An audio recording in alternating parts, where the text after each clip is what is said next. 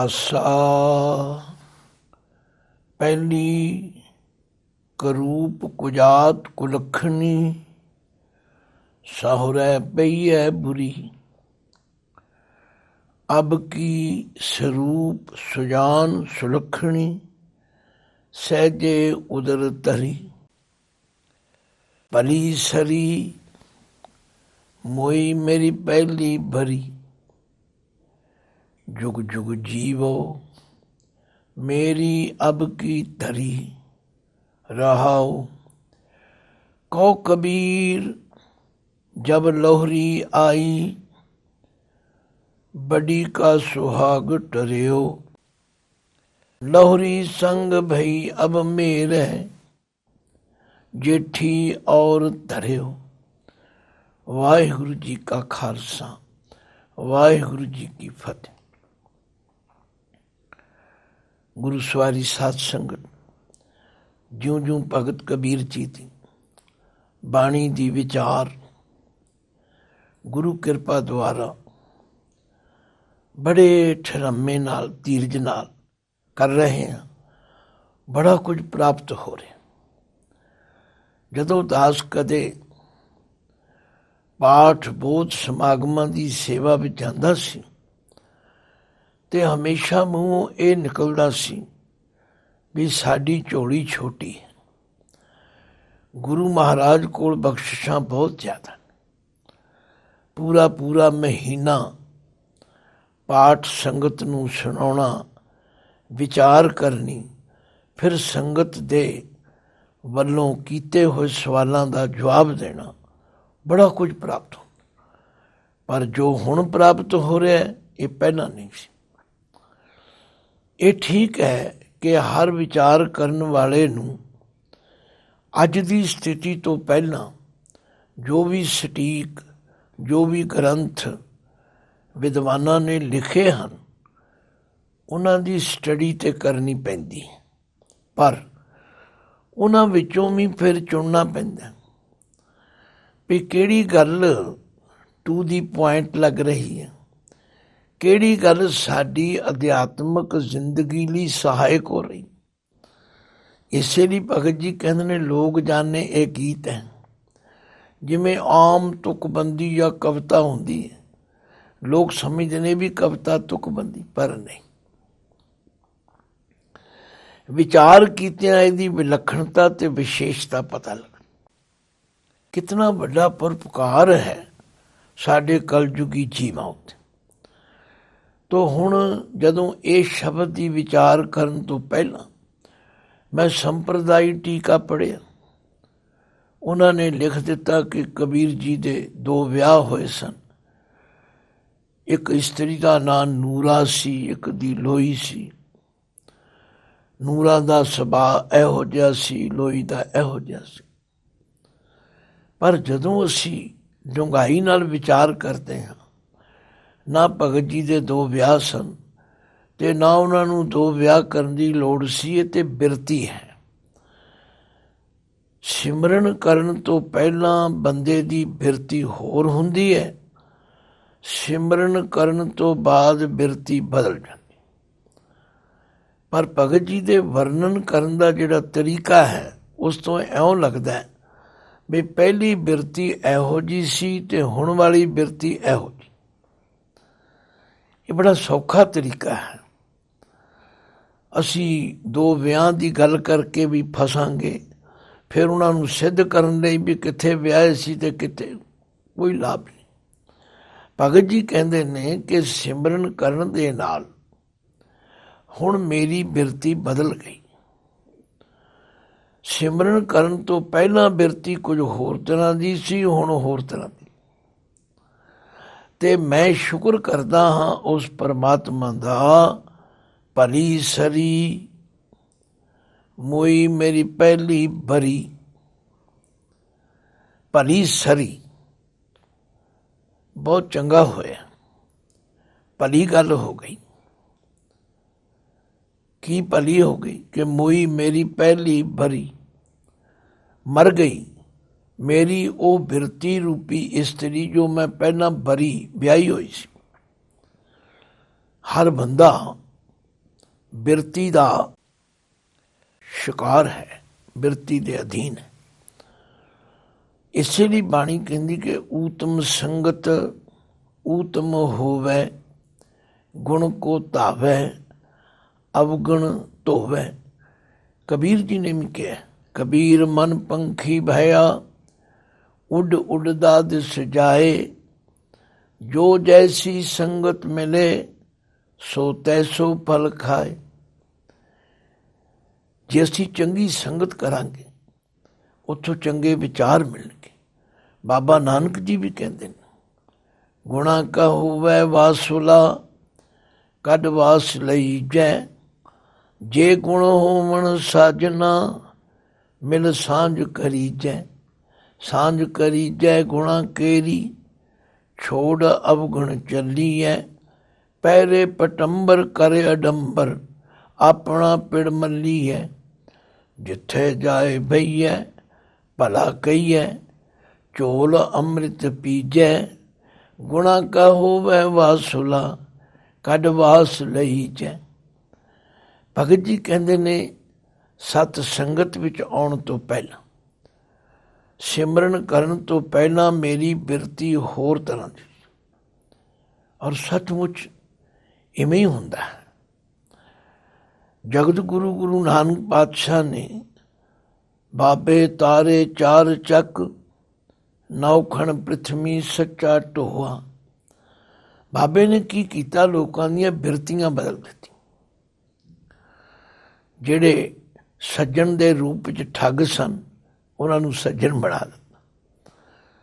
ਜਿਹੜੇ ਜ਼ਾਲਮ ਬਿਰਤੀ ਦੇ ਧਾਰਨੀ ਕੌਡੇ ਰਾਖਸ਼ ਕਹੇ ਜਾਂਦੇ ਸੀ, ਉਹਨਾਂ ਨੂੰ ਸੰਤ ਬਣਾ ਦਿੱਤਾ।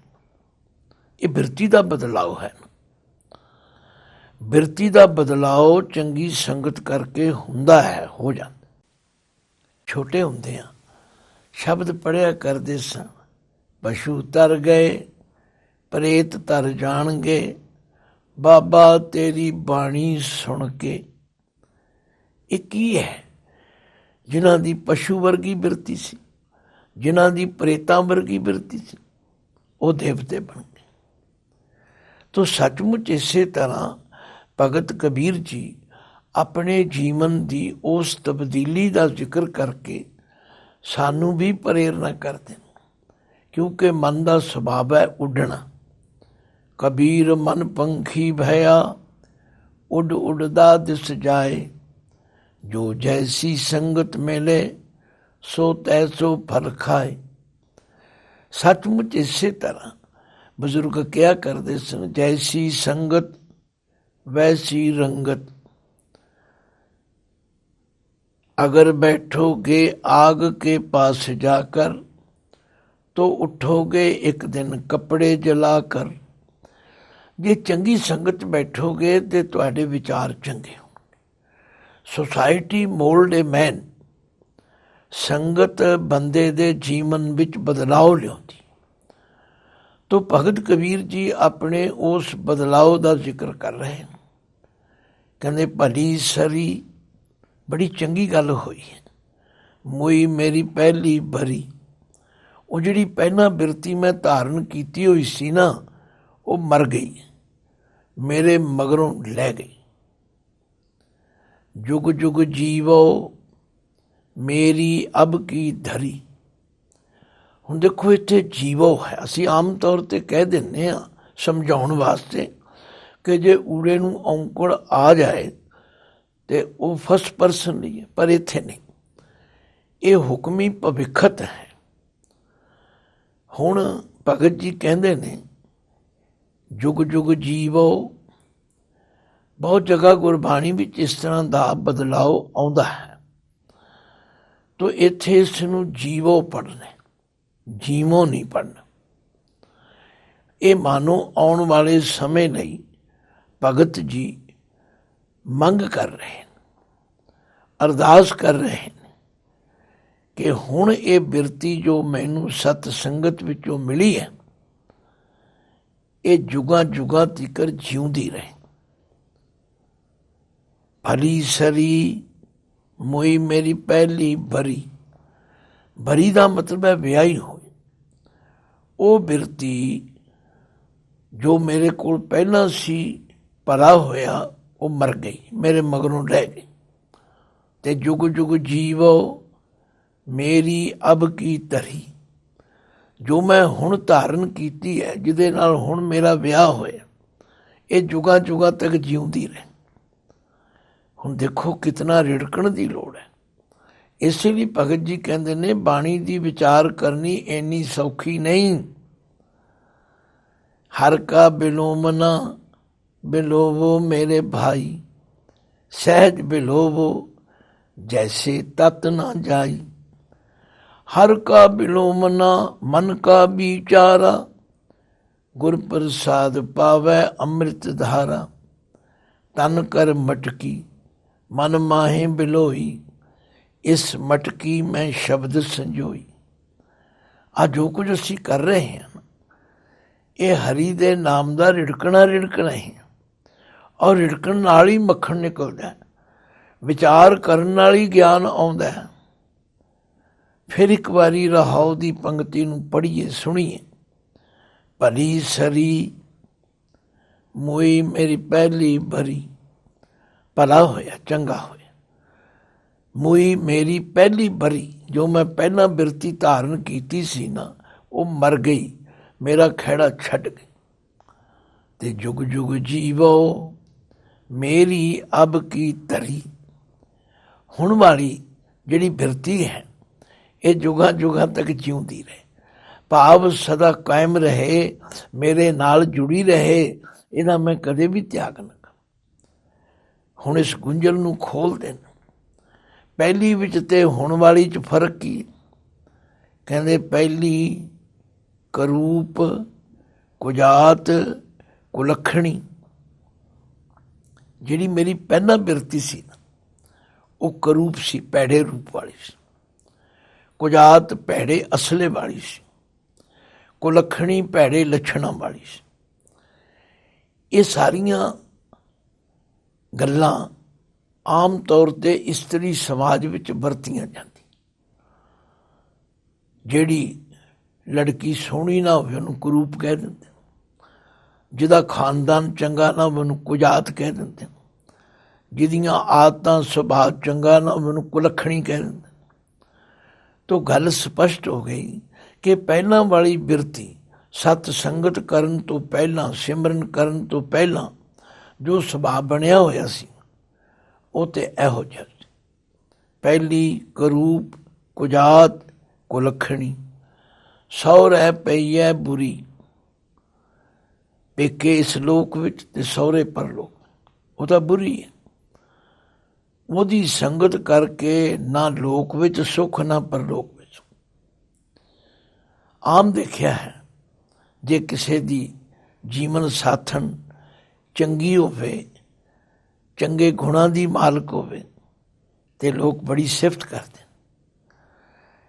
ਇਹ ਬਿਰਤੀ ਐਸੀ ਹੈ ਜਿਸ ਬਿਰਤੀ ਨੂੰ ਵੇਖ ਕੇ ਲੋਕ ਚੰਗਾ ਤੇ ਮਾੜਾ ਕਹਿੰਦੇ। ਭਗਤ ਜੀ ਕਹਿੰਦੇ ਨੇ ਹੁਣ ਪਰਮਾਤਮਾ ਦੇ ਸਿਮਰਨ ਕਰਨ ਨਾਲ, ਚੰਗੀ ਸੰਗਤ ਕਰਨ ਨਾਲ, ਇਸੇ ਲਈ ਭਗਤ ਜੀ ਨੇ ਬੜਾ ਜ਼ੋਰ ਦਿੱਤਾ, ਕਬੀਰ ਸੰਗਤ ਕਰੀਏ ਸਾਧ ਕੀ, ਦਿਨ ਦਿਨ ਦੂਨਾ ਹੇਤ, ਸਾਕਤ ਕਾਰੀ ਕਾਂਬਰੀ ਧੋਏ ਹੋਏ ਨਾ ਸੇਤ। ਆਖਿਆ ਜਿਹੜੀ ਸਾਕਤ ਦੀ ਸੰਗਤ ਉਹ ਬੜੀ ਖਤਰਨਾਕ, ਸਾਕਤ ਦੀ ਸੰਗਤ ਤੋਂ ਬਚੋ। ਸਾਕਤ ਤੇ ਐਸਾ ਹੈ, ਕਬੀਰ ਸਾਕਤ ਐਸਾ ਹੈ, ਜੈਸੀ ਲਸਣ ਕੀ ਖਾਨ, ਕੋਨੇ ਬੈਠੇ ਖਾਈਏ ਪ੍ਰਗਟ ਹੋਏ ਨਿਦਾਨ। ਕਬੀਰ ਸੰਗਤ ਕਰੀਏ ਸਾਧ ਕੀ, ਅੰਤ ਕਰੇ ਨਿਰਬਾਹ, ਸਾਕਤ ਸੰਗ ਨ ਕੀਜੀਏ ਜਾਤੇ ਹੋਏ ਬਿਨਾ। ਹੁਣ ਕਹਿਣ ਦਾ ਮਤਲਬ ਜੇ ਚੰਗੀ ਸੰਗਤ ਕਰਾਂਗੇ, ਬੜਾ ਕੁਝ ਭਗਤ ਜੀ ਨੇ ਕਿਹਾ। ਸੰਤ ਮਿਲੇ ਕਿਛ ਸੁਣੀਏ ਕਹੀਏ, ਮਿਲੇ ਅਸੰਤ ਮਸ਼ਟ ਹੋਏ ਰਹੀਏ। ਸੰਤਨ ਤਿਉ ਬੋਲੇ ਉਪਕਾਰੀ, ਮੂਰਖ ਸਿਉ ਬੋਲੇ ਝਖ ਮਾਰੀ। ਬੋਲਤ ਬੋਲਤ ਬੜੇ ਬਿਕਾਰ। ਤੋ ਗੱਲ ਕੀ ਚੰਗੀ ਸੰਗਤ ਚੰਗੀ ਮੱਤ ਦੇਵੇਗੀ, ਚੰਗੀ ਬਿਰਤੀ ਮਿਲੇਗੀ, ਤੇ ਭੈੜੀ ਸੰਗਤ ਵਿੱਚ ਭੈੜੀ ਮੱਤ ਆਵੇ। ਤੋ ਭਗਤ ਜੀ ਦੋਵਾਂ ਦਾ ਜ਼ਿਕਰ ਕਰਕੇ ਕਹਿੰਦੇ ਨੇ, ਪਹਿਲੀ ਕਰੂਪ ਕੁਜਾਤ ਕੁਲੱਖਣੀ, ਸੌ ਰਹਿ ਪਈ ਹੈ ਬੁਰੀ। ਉਹ ਹਰ ਜਗ੍ਹਾ ਬੁਰੀ ਹੈ। ਜਿਹਦੀ ਮੱਤ ਮਾੜੀ ਹੋਵੇ, ਜਿਹਦੀ ਸੋਚਣੀ ਮਾੜੀ ਹੋਵੇ, ਜਿਹਦੀ ਬਿਰਤੀ ਮਾੜੀ ਹੋਵੇ, ਉਹਨੂੰ ਹਰ ਜਗ੍ਹਾ ਅਨਾਦਰ ਹੀ ਮਿਲਦਾ। ਪਰ ਅਬ ਕੀ ਸਰੂਪ ਸੁਜਾਨ ਸੁਲੱਖਣੀ। ਹੁਣ ਜਿਹੜੀ ਸਤ ਸੰਗਤ ਵਿੱਚੋਂ, ਗੁਰਮੁਖਾਂ ਦੀ ਸੰਗਤ ਵਿੱਚੋਂ ਮੈਨੂੰ ਬਿਰਤੀ ਮਿਲੀ ਹੈ।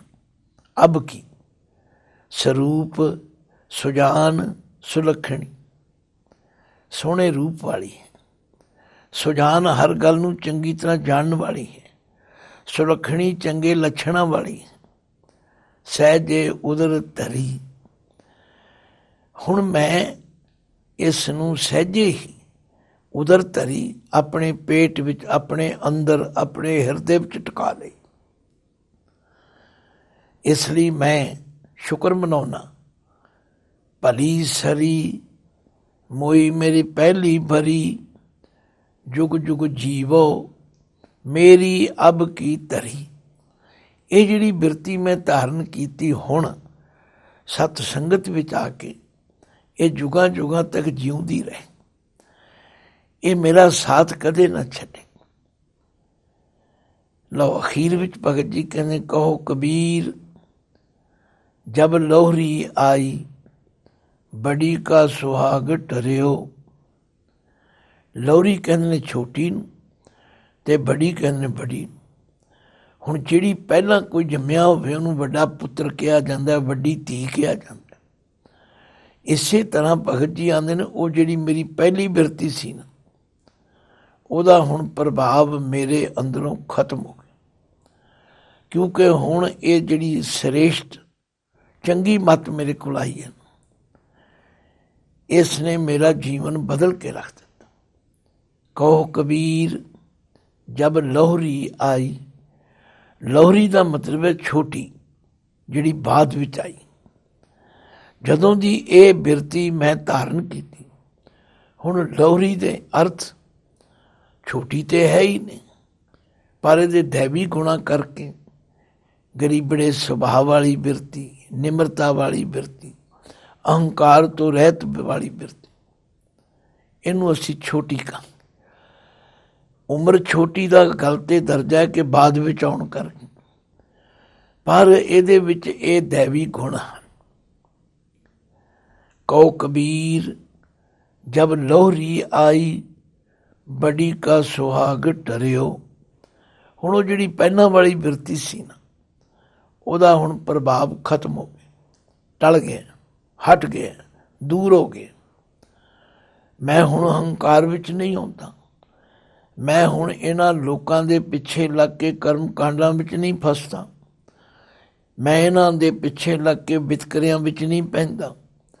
ਉਹ ਸਾਰੇ ਔਗੁਣ ਮੇਰੇ ਅੰਦਰੋਂ ਘਟ ਗਏ ਨੇ, ਖਤਮ ਹੋ ਗਏ। ਪਰ ਕਦੋਂ ਹੋਏ? ਜਦੋਂ ਬਿਰਤੀ ਦਾ ਬਦਲਾਅ ਹੋਇਆ। ਕਹੋ ਕਬੀਰ ਜਬ ਲੋਹਰੀ ਆਈ, ਬੜੀ ਕਾ ਸੁਹਾਗ ਟਰਿਓ। ਤੁਸੀਂ ਆਪ ਦੇਖ ਲਓ, ਇੱਕ ਬੰਦਾ ਪਹਿਲਾਂ ਝੂਠ ਬੋਲਦਾ, ਫਿਰ ਸੱਚ ਬੋਲਣ ਲੱਗ ਪਵੇ ਤੇ ਕੀ ਹੋਵੇਗਾ? ਝੂਠ ਦਾ ਖਹਿੜਾ ਛੁੱਟ ਜਾਏ।